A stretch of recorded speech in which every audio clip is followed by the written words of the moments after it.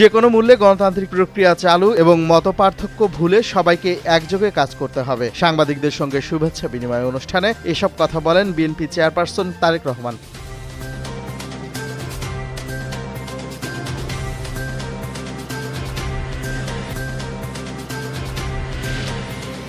আওয়ামী লীগের কিছু সন্ত্রাসীর জামিন হয়েছে, এর দায় বিচারপতিদের। এক সংলাপে এমন মন্তব্য করেন আইন উপদেষ্টা অধ্যাপক ডক্টর আসিফ নজরুল।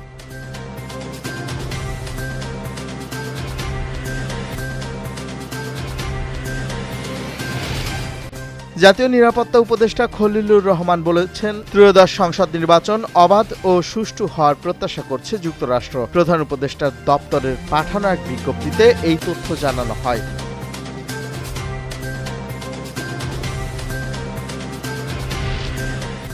জাতীয় নির্বাচনের প্রস্তুতিতে বিএনপির জোট থেকে জামাতে ইসলামী ও জাতীয় নাগরিক পার্টির জোট অনেক এগিয়ে। এক বৈঠক শেষে এই দাবি করেন এনসিপির আহ্বায়ক নাহিদ ইসলাম।